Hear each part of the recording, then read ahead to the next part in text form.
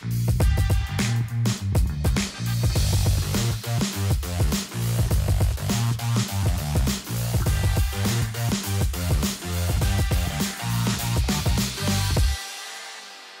up, guys? Welcome back to Time Vision Talks. My name is Mustafa, and today I'm joined with Fike and Nazar. And today we're gonna talk about, I don't know about controversial, but we're gonna talk about a topic that really needs to be talked about, I feel, and that's depression and anxiety. Mental health in general, but this video is gonna be focused on depression and anxiety, our experiences with it, our thoughts on it. I'm gonna start it off with Fike. Just generally, what do you have to say about it? Mental health, especially with depression, anxiety. I've seen several people that are close to me go through some severe depression and anxiety, and I guess throughout one's life, you, at a certain point, you feel it, regardless of whether you're, like the doctor saying you're clinically like need some help or like a case like that. But nonetheless, you do at some point feel some sort of depression or anxiety, even if it's on small forms. And obviously when it's amplified, it's totally life-changing, totally life-disturbing, and stuff that needs to be definitely talked about, because if we don't talk about it, people suffer in silence a lot, and that's the worst stage. And at that point, it's very hard to not to say it's very hard to recover. Recovery is always possible. Obviously everyone's on their own path though. But if you're suffering in silence, it's definitely much harder. Right. What do you think, Nazar? I was gonna say, like, definitely, I'm pretty sure all three of us went through it. Like, everyone goes through it, I'm pretty sure. At some stage. No matter small or big or medium, whatever the skill might be, right, you're gonna go through it. Like, I went through it. But I think the important thing first is, like, define what depression is. And some people might find it hard to define depression, but I feel like the simplest way to put it is that you'll know it once you feel like it's affecting different parts of your life, whether it's it's affecting your family, your friends, how you act, your lifestyle, how you do your work, whatever it is. Like that's how you'll know it. And like I've experienced it before. Like I'm not saying like I have like big depression, but like I've had like small amounts of depression throughout my life, depending on like what I went through. Like for example, I was like overweight before. Like I was really fat. Like, you know, like you've seen me before. But that's when I had depression, and once I lost the weight, felt better. I felt much better. And like, although I don't feel like I'm at my ideal position in terms of weight, I'm still working on it. But like, it's always important to like let it show, let it out, have people to talk to it about and everything. Like, just make sure that you can fight it some way. Right. And that's very important too. What you guys said, it's very important to define depression. And very important for people to understand what depression is from a clinical standpoint. So there's this picture on the internet that I pulled up that you guys may have seen. I may have showed you guys.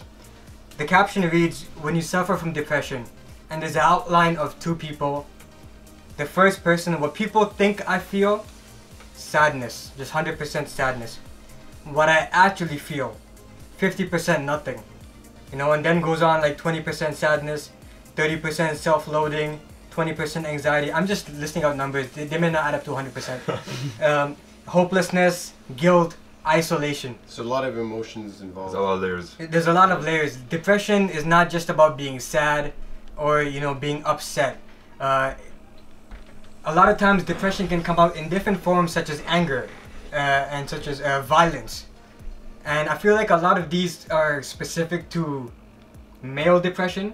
If you can talk about that for a second, because there's a lot of stigma surrounding male depression, where males in this country and a lot of countries around the world, a lot of cultures around the world, where males are the head of the family. You know, it's a patriarchy. You're the breadwinner. You have to be strong. You have to have no weaknesses. You know, boys don't cry, right? Yeah. Men don't cry, right? So a lot of these things where you have to suppress these quote-unquote weak emotion just to express yourself as a quote-unquote strong person. What do you guys think about that? I feel that I totally agree with you. By society standards, men have certain expectations. If we're particularly talking about depression and anxiety within men, yeah, like there's all these expectations from like your family, from society, from your friends, and obviously as you're growing up, you see certain images and certain things that are portrayed of what men are like, you know, their roles, and I feel like there's the sort of a culture, well earlier it was, that I feel like it's shifting now, where men are very like detached from like their emotions, you know, and I feel like that's 100% wrong, because like I see within certain, like, let's say family members or certain friends, where they have that detachment of emotion, but then because of that reason it's fueling, let's say, their depression or their anxiety even more. Unless we can identify our true feelings and identify our depression and sort of like understand what's causing it, then we can sort of get to the deeper issue and try to resolve that. But until we sort of get over the stigma of men that deal with depression and that they're weaker men or whatever the case may be, that we totally have to get over that, because that's not the case at all. Like, there's a lot of people that have attained a lot of success, that are very strong people that also suffer from depression. For example, I think last year was DeMar DeRozan, like one of the top 50 basketball players in the world right now. He did a lot for the Toronto Raptors, as we know, we're all like Raptors fans out here. Raptor Nation, of course. We don't know it. Yeah, exactly. And for him to come out and say that, it's very strong, and I feel like that was important for him to do, to lead as like an example that, look at me, you know, like I've come this far. And obviously, like, he suffers from it, and we understand, you know, that okay, maybe he's this way because of this reason, but that doesn't mean that because you have these mental illnesses or you have these sort of challenges or these setbacks going on within your own head, that it'll stop you from becoming who you can really be. Right. I mean, the thing about that is, like, especially when celebrities come out, especially male celebrities, like I've seen a few, like, because I've Robin Williams was a big case, which apparently it was too late for him, unfortunately, by the time everything came to light. And like I've seen like a few celebrities, like a couple, recently Ben Affleck, this guy has been drinking, and this guy, he got divorced with like his wife, what's her name, I think Jennifer Garner, I'm not sure, but like, you know, like the man, like, he's been depressed because like he's been always drinking. The man like he might lose his job as Batman. There's also Kid Cudi, he came out with depression last year, so it's kind of hard to see someone being depressed. That's the worst part. It's really hard to see. Like, it's hard to identify it. You don't know. You can't see it. And like what you were saying is, like, a lot of these people who suffer from depression and anxiety, they try to drown themselves in alcohol or drugs. And they always try to be at the club and the party. And like sometimes when you're young, you see these people, it's like, oh man, that guy's a party animal. Oh man, that guy can down some liquor like nobody's business. But he's masking it. He's masking. Like, you don't know, he's not just a party animal. He's hiding. He's running away from his actual emotions or his thoughts. You know, like he's masking it. He doesn't want other people to see. That's why it's very often the people who suffer the most appear to be the happiest. Robin Williams, who I just mentioned, you know, he was a comedian. He loved to make people laugh. But you would never think. No one expected it. You would never think that. No one expected it at all. Right? He was suffering from depression, and obviously what led to him taking his life, which is extremely sad. And that's where the stigma comes in, right? That why can't we talk about these things? And like, why is that when it has to lead to that point where someone like has to take their life or do something very significant for us to notice. That. And like another big thing that happened, like, was last year, a couple years, Chester Bennington, the lead singer for Linkin Park. That was. Oh, geez. Linkin Park was a big influence on my life growing up. I would listen to the music, and I can't lie, growing up listening to Chester Bennington, what he would say in his songs, I knew that he had a dark past. You know, like, I didn't research into it till after what happened, and I'm not gonna talk about any of that in this video. But just listening to his lyrics, you knew the type of stuff that was going on in his head. But just the day or like the night before he took his own life, there was a video of him with his family, partying, like everything was normal, and kids, and he was smiling, like, and he was laughing so hard, like you would never think to see, oh, that man will kill himself tomorrow, right? But going back to, like, in terms of like alcohol and drugs, do you think that addiction in general, addiction to food, addiction to, you know, anything in general, anything can be addicting, given that it's a way to escape, right? It's a way to make yourself feel better. No, but do you think there are some kind of things you can do that can help, whether people say it's wrong? Like, I know alcohol, for me, I never had alcohol, but I know it might not help. But what about certain drugs? Do you think certain drugs might help a person? So Yeah. So here's my point on that. Just last year, near the end of last year, December, I went to the doctors and got diagnosed for depression and anxiety. I went to a walk-in clinic first, which recommended me to an actual psychologist at CAMH, Center for Addiction and Mental Health here in Canada. And that psychologist I sat down with, who also diagnosed me with the same thing, depression and anxiety. So personally for me, apparently, like I didn't know, but I had clinical depression. And one of the first things I used to treat it was marijuana. As you guys know, marijuana is just about to be legalized here in Canada for recreational use. Yeah. But there's a huge history of medicinal use of marijuana, right? So personally for me, I started smoking marijuana, and thought patterns in my mind would be different, right? So just to put it down into a quick concrete example, when you train something such as basketball, if you dribble a ball every day, you are enforcing that pattern into your brain. Yeah.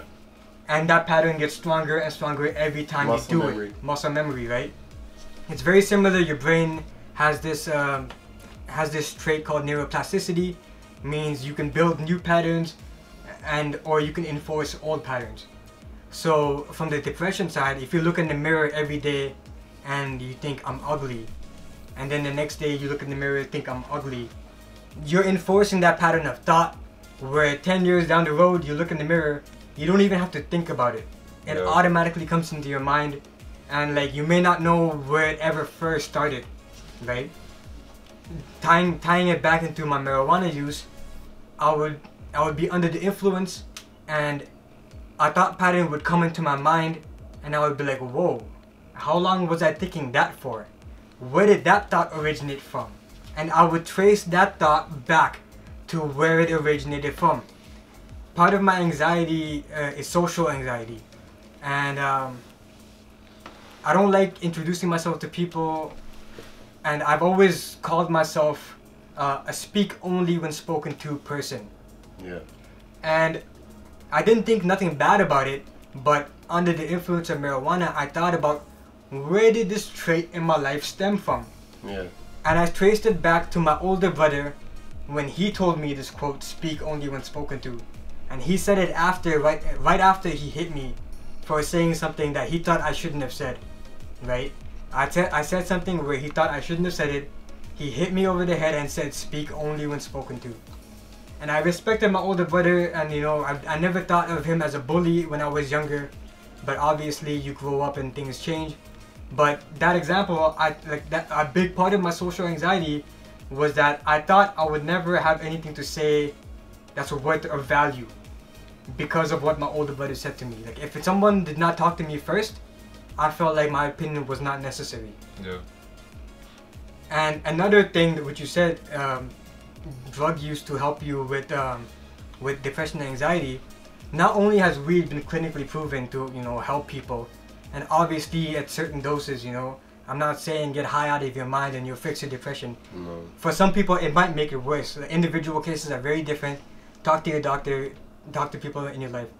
But for me, another thing I did was psilocybin mushrooms. Yeah. Psilocybin mushrooms have been under the research of clinical psychologists.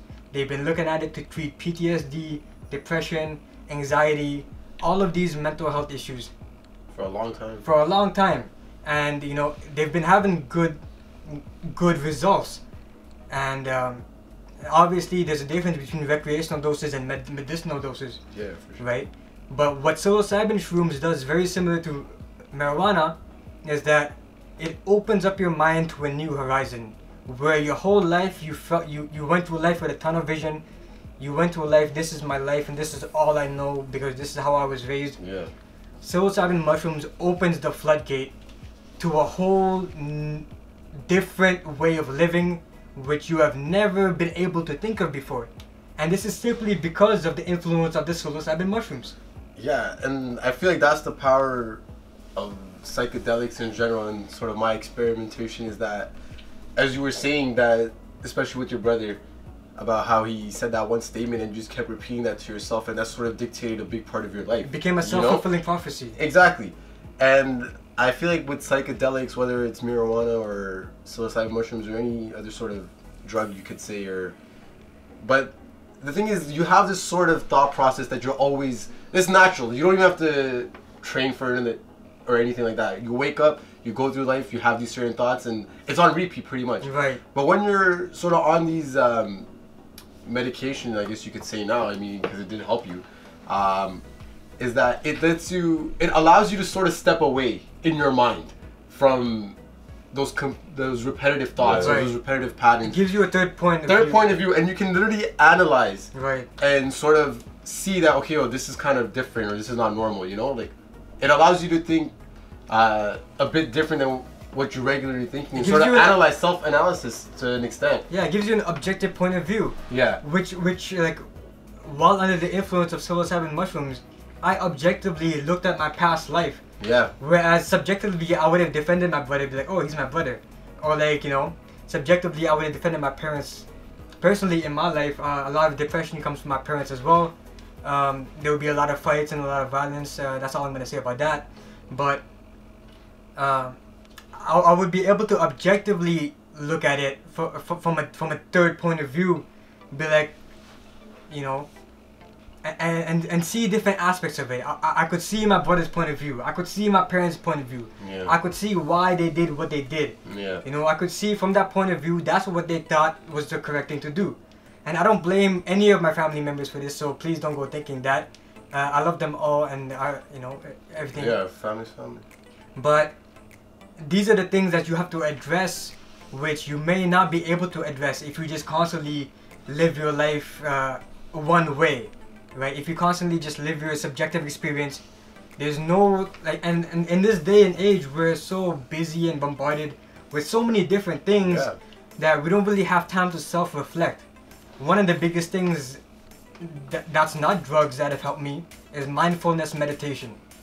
What mindfulness meditation is a very simple breathing exercise where you focus on your diaphragm, you focus on your breath, and any thoughts that come into your mind, you don't entertain them, or like you don't follow them basically. And thoughts are coming into your mind every which way, left, right? right, and center. Left, right, and center. Or like as all your waking hours. Right. So this exercise is kind of you know, a moment of thoughtlessness, and I don't mean thoughtlessness in a bad way, Yeah. but you know, just to cease thoughts. It's like an empty mind. An empty mind. Yeah. And the way, like, I've seen this on the internet, I don't know who said it, but the way I try to picture myself when I'm meditating is to picture yourself as a mountain, and any of the thoughts that come into your mind are clouds.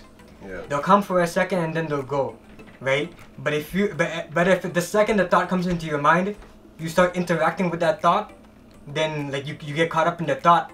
And like, it's happened to me before, where a single thought, and like 20 minutes later I'm having an imaginary argument in my mind. Yeah, yeah. Right? Because one thought leads to another, and you just escalate the situation in your head, and before you realize it, you've gone on this crazy rant in your head of all these possible outcomes of that one specific first thought. You know what I'm saying? And you realize 20 minutes, 30 minutes, maybe an hour's gone by, and at that point you're like, it's just a mess in your head, you know? Yeah, it's like the clouds just turn into a freaking It's a storm. It's a storm at that point, and as the more you do this, obviously the more consumed you're going to be by it, you know? And I totally agree with Mustafa. The times I have sort of practiced mindful meditation, especially during the beginning of my day, I realized that going through the day, I feel like I have more control over my thoughts, or right, whatever thoughts are coming into my head. I'm more in control of my mind than my mind is in control of me, right, you know?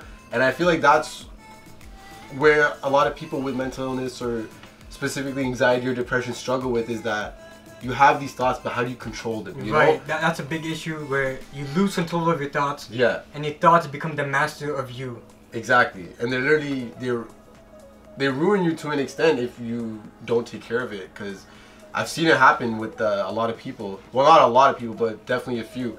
And it's scary. Like, it's scary to see someone that has several anxiety attacks in a day because they're just not capable of controlling the thoughts that are going on in their head, you know? And it's it's like a monster inside of them. And until you actually become in control in whichever way or form, whether it's through psychedelics or mindful meditation or any other practice, there are a lot of practices that work, For sure. you know, but You gotta find the right one. you definitely got to find the right one for you, and whatever works for you, just try to exploit it and try to be better each day. And not to say like it's difficult, it's 110%, it's very, very hard.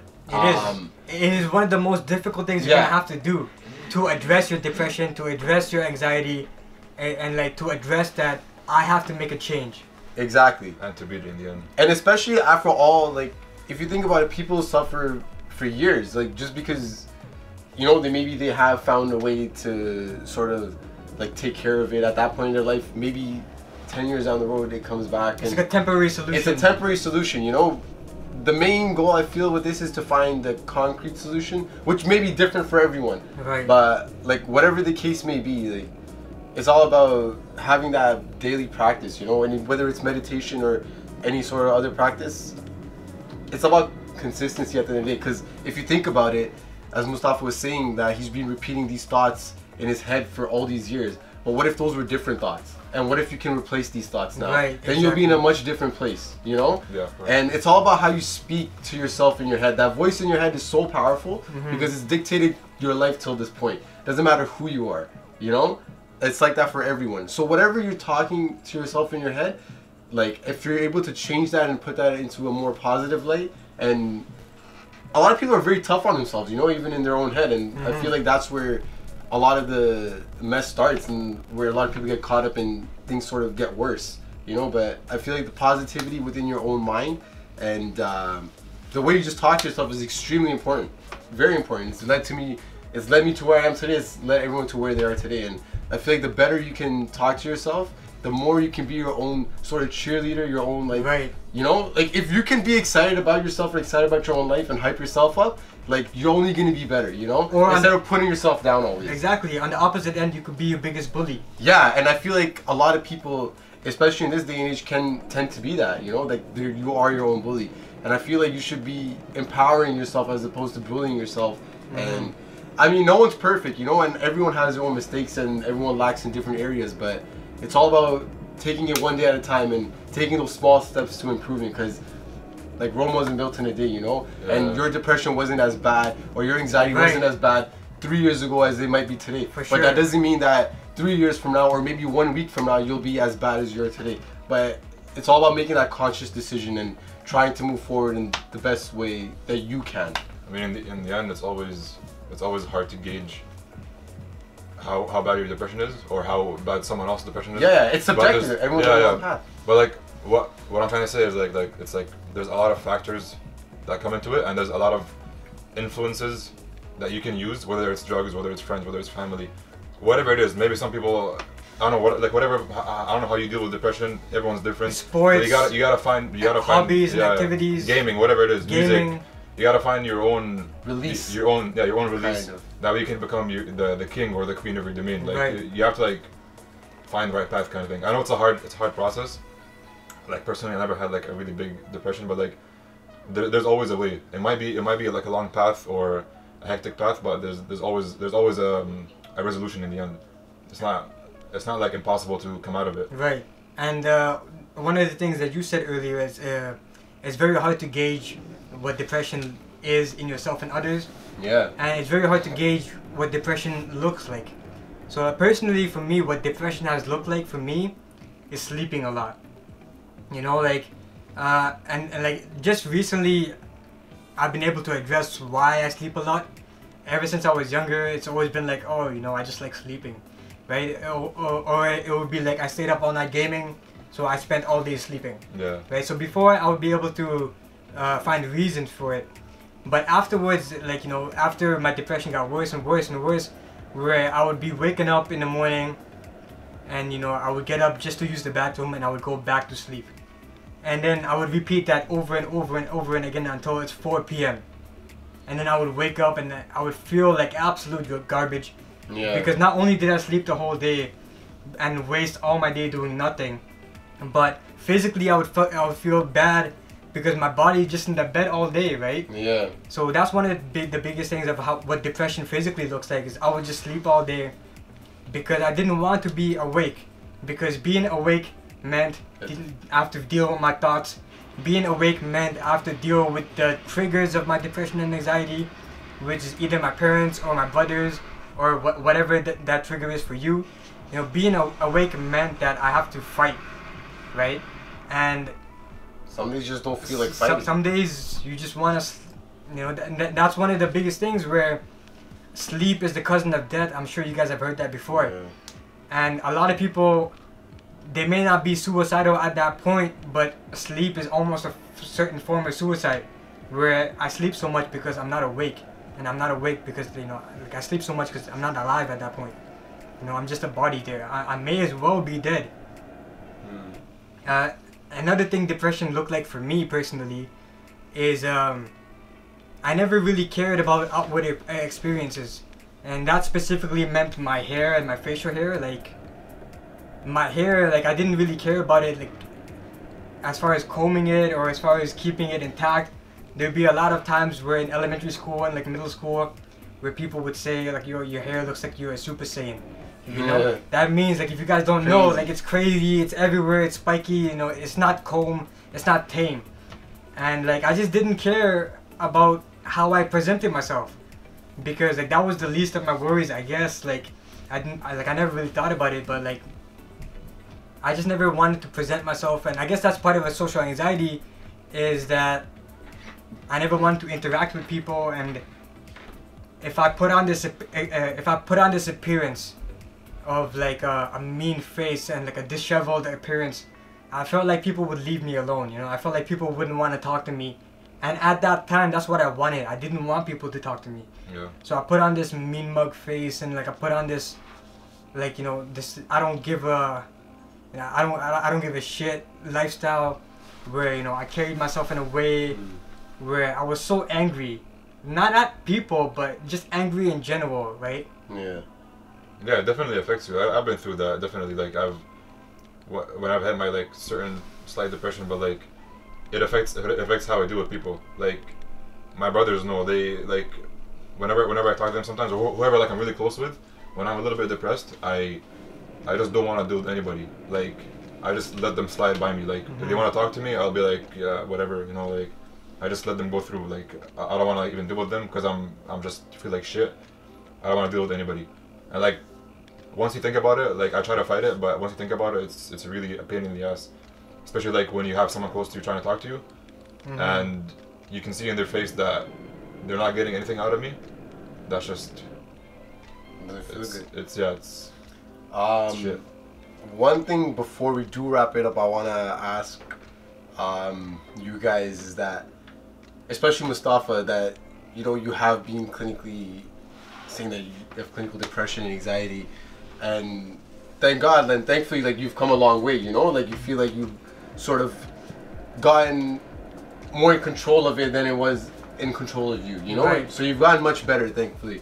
So how do you feel that people that are currently suffering from depression and anxiety or any other mental illness, what sort of advice could you give them from your experience, so that maybe they could take some advice or take something from your experience and hopefully better themselves?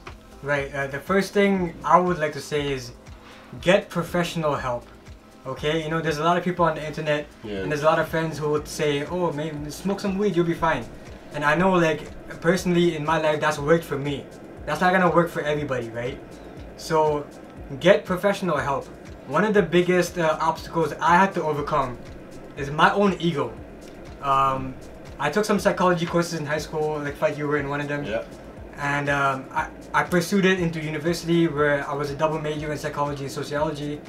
And I had the mentality was like, oh, whatever problem that I have, I can deal with it myself.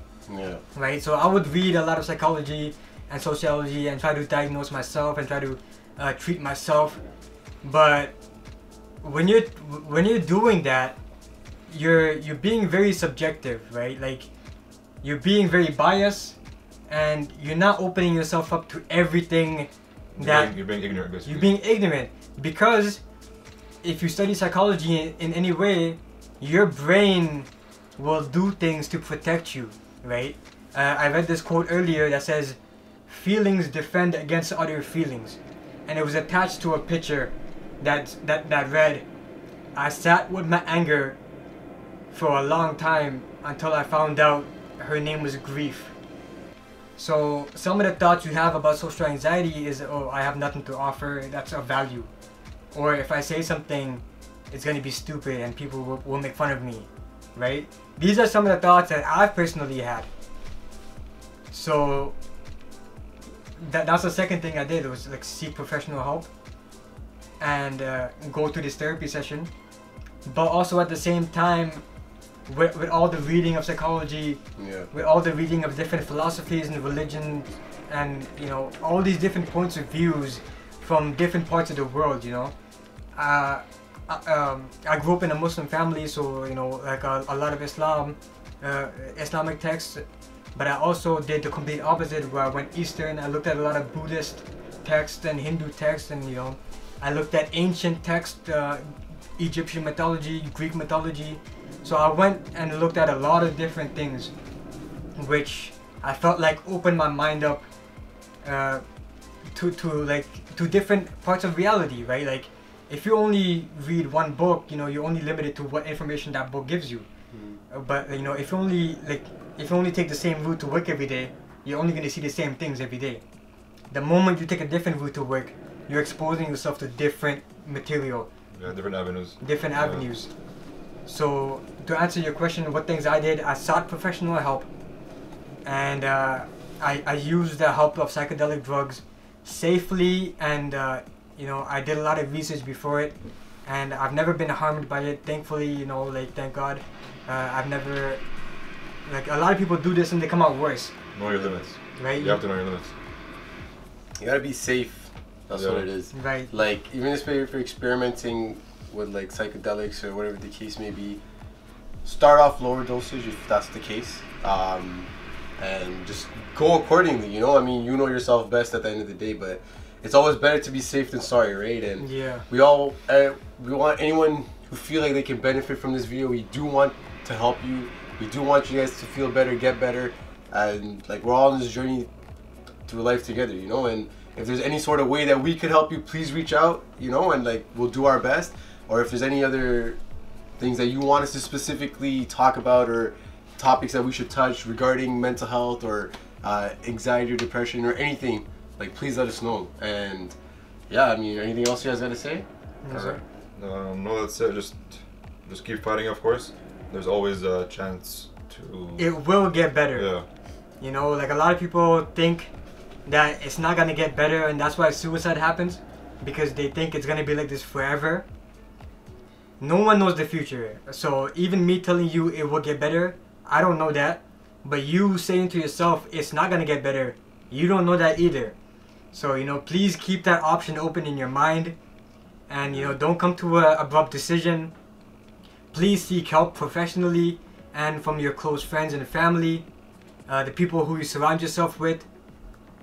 And yeah, just keep fighting. Whatever you need to fight, if it's a stick on the ground, you know, from a literal sense, obviously, but like from a metaphorical perspective, whatever you need to do, just keep fighting and know that one day you will win. And just you gotta live optimistically. Just everything you do, have an optimistic outlook, because that way you'll see yourself in a higher place. Just live optimistically, keep fighting, it gets better. If you need anything, we're always here. We'll even add some helplines at the bottom of the description. One last thing I have to say just about this topic is check on your strong friends. You know, like we mentioned earlier with Robin Williams, there's a lot of people who don't outwardly show that they're struggling. There's a lot of people who always shoulder that responsibility in silence, right? And I've been one of those people too, where I didn't want to trouble my friends with my own issues. You know, you always feel like you're gonna bring the mood down. So if that's what the person who's experiencing depression feels like, it's up to it's a responsibility of that person's friends just to check on them, right? Yeah, 100%. So, you know, ask your friends if they're okay. Look out for fake responses. It's easy for someone to just be like, yeah, I'm fine, and then you brush it off. But, you know, check on them, check on their physical health. their mental health, check on their behavior. If someone's drinking a lot, ask them why they drink so much, right? If someone's smoking a lot, ask them why they smoke so much, whatever it is, right? Just simple questions like that, and the answer just might surprise you.